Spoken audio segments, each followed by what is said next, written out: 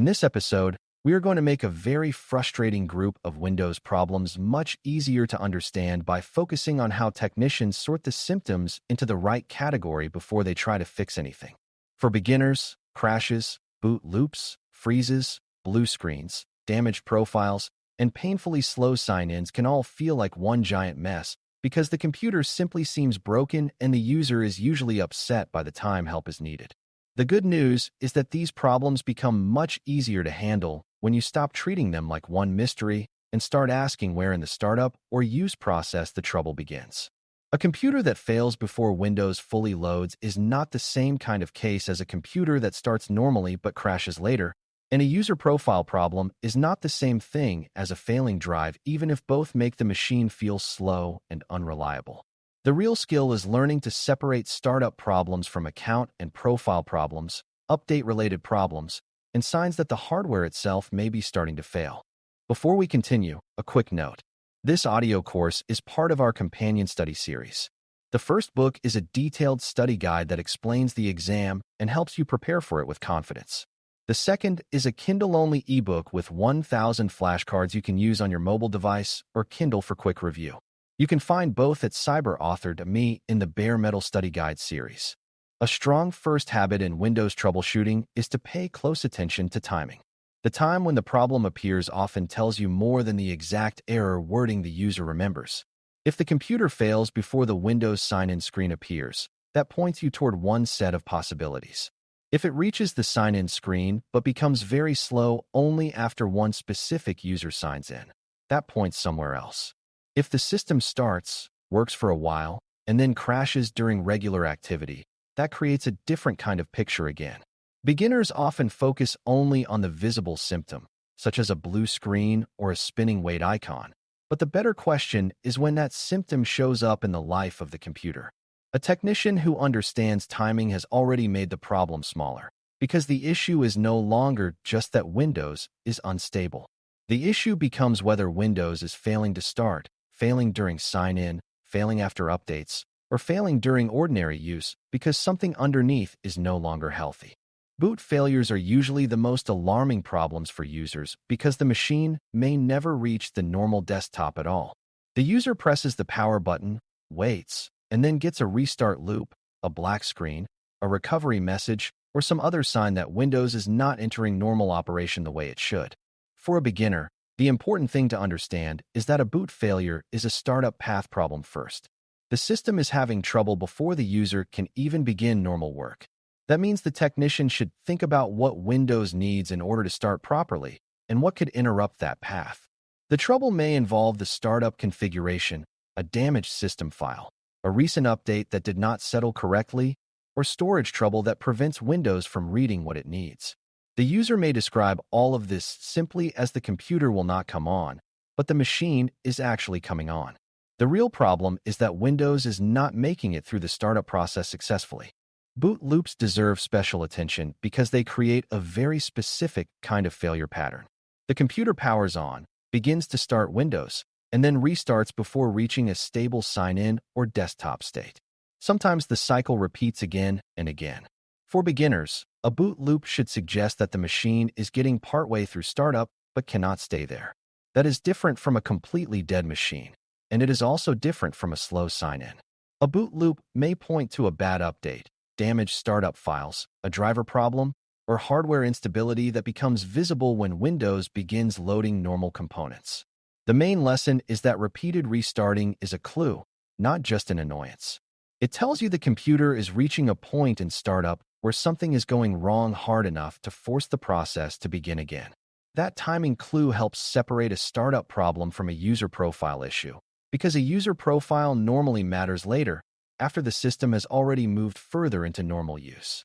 Blue screens often scare users because they look dramatic, but for a technician they are really a sign that Windows hit a serious enough problem that it could not continue safely.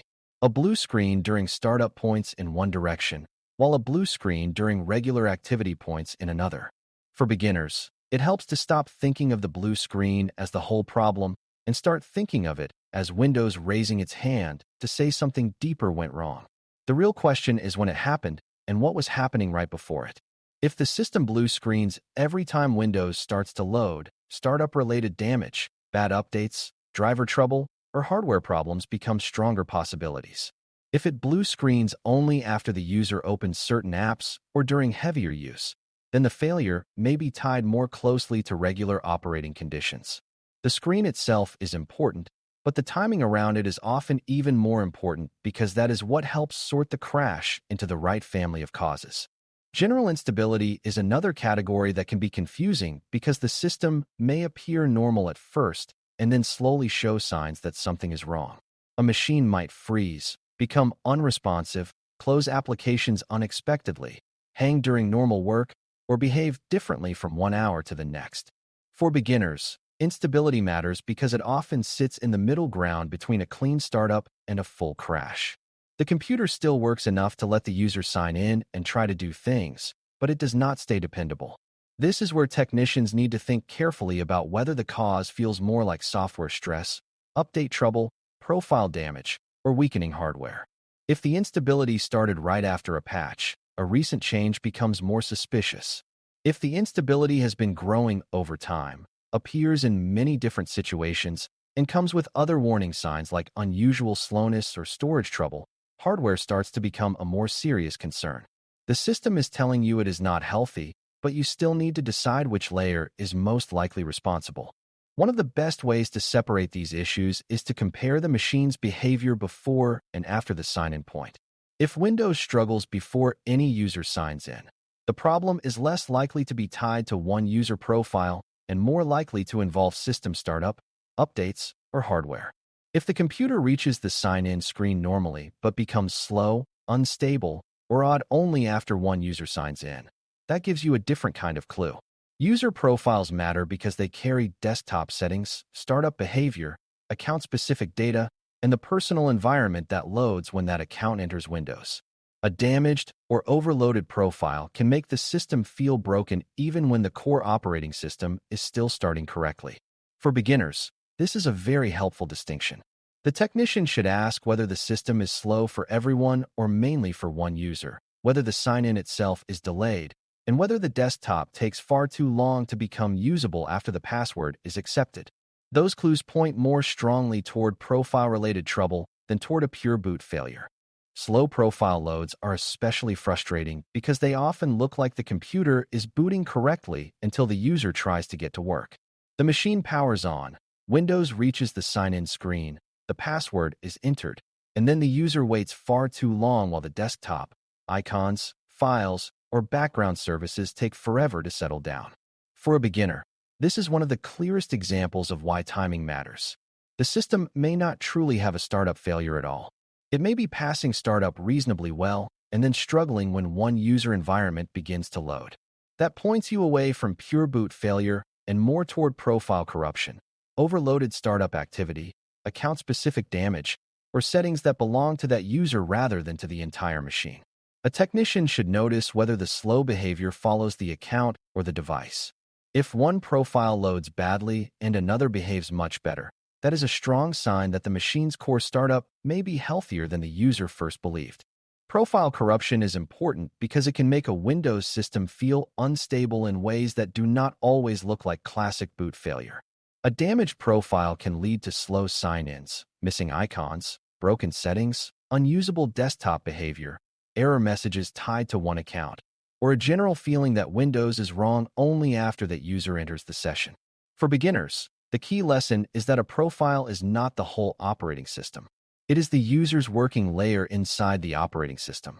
If that layer is damaged, the user may feel that the entire computer is broken even when Windows itself is still starting reasonably well underneath. This is why technicians should not jump too quickly to the idea that the hard drive is failing or the system files are destroyed every time a sign-in feels wrong. If the trouble is strongly tied to one user and begins after credentials are entered, profile damage becomes a very useful possibility to keep in mind because it explains why startup looks normal until the account environment begins loading.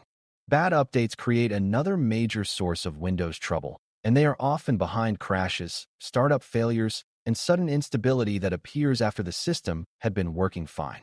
Updates are important because they improve security and reliability, But when an update goes wrong, it can also change the startup path or system behavior in ways the user notices immediately. For beginners, the best way to think about a bad update is as a recent change that matches the beginning of the problem.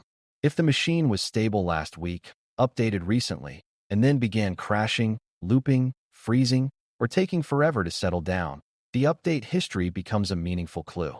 That does not mean every update is bad or that updates should be feared. It means recent change matters in troubleshooting. A technician should ask when the symptoms began and whether that timing lines up closely with patching, restarts, or newly installed drivers. When the start of the problem matches the timing of a major system change, update-related trouble becomes much more likely than random hardware failure. At the same time, not every post-update complaint is truly caused by the update itself, and beginners need to understand that timing is a clue, not absolute proof. Sometimes an update simply changes the conditions enough to reveal a deeper weakness that was already there. A machine with borderline storage health or unstable memory may seem fine until the system has to do heavier restart and file activity around patching. Then the user blames the update, even though the update only exposed an older hardware issue. This is why technicians should avoid oversimplified thinking.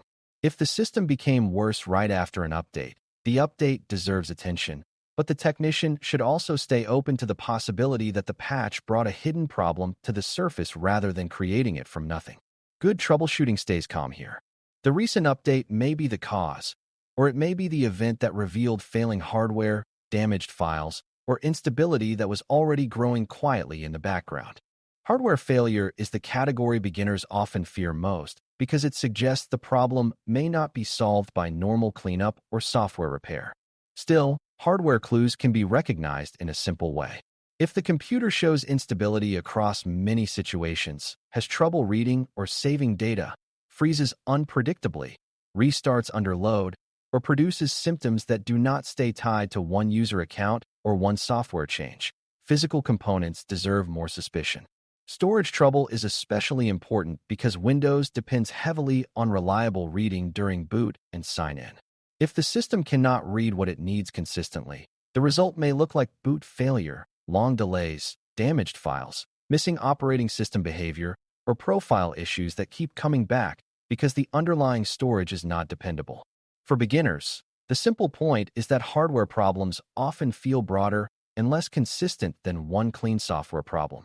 They may affect startup, normal use, updates, and profile loading all at once because the weak part sits underneath everything else.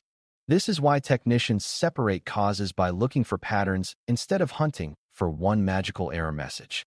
A startup problem usually shows itself before sign-in. A profile problem usually grows more obvious after one user signs in.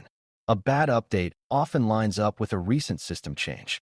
Hardware trouble often creates wider instability, repeated failures, or behavior that keeps breaking through multiple parts of the Windows experience. None of these clues has to stand alone. In real support work, they often overlap. A failing drive may lead to damaged update files, which then creates boot trouble, and the user may only describe it as the computer is acting weird. The technician's job is to make the problem smaller by sorting the symptoms into a useful path. This is why beginner troubleshooting is more about observation than guessing. If you know when the problem begins, who it affects, what changed recently, and whether the symptoms feel narrow or broad, you are already much closer to the real cause. Users also need calm communication during this kind of problem because crashes and boot failures tend to create panic quickly. A user may fear total data loss, assume the machine is permanently dead, or rush the technician toward the first fix that sounds fast. For beginners, it is important to learn that troubleshooting Windows instability is not helped by panic. The system is giving clues, even when the clues arrive in an annoying way. A machine that never reaches sign-in is telling a different story from one that signs in slowly for one account. A blue screen during startup is not the same as a freeze that only appears later during browser use. When a technician explains that difference clearly, the user often becomes easier to help because the problem feels more understandable. That matters in support work. Good troubleshooting is not only about knowing Windows symptoms. It is also about slowing the situation down enough that the symptom pattern can be read correctly instead of being buried under stress and rushed assumptions. As we close, the main lesson is that Windows crashes, boot failures, instability, and slow profile loads become much easier to troubleshoot when you sort them by timing and scope. If the trouble starts before sign-in, think first about startup problems, damaged system files, recent updates, or hardware that may not be holding up. If the trouble appears mainly after one user signs in, think more seriously about profile corruption or account-specific loading problems. If the issue began right after patching, bad update behavior, or an update exposing an older weakness becomes more likely. If the symptoms spread across everything, keep hardware on the table as a real possibility. For a beginner, that is the biggest takeaway. Do not treat every Windows problem as the same kind of broken. Watch when it starts, notice who it affects, and use those clues to separate startup trouble from profile trouble, update trouble, and failing hardware. Once you make that separation, the whole problem becomes much easier to understand and much easier to solve. Thanks for listening. For more audio courses, daily newsletters, and more, please visit BareMetalCyber.com.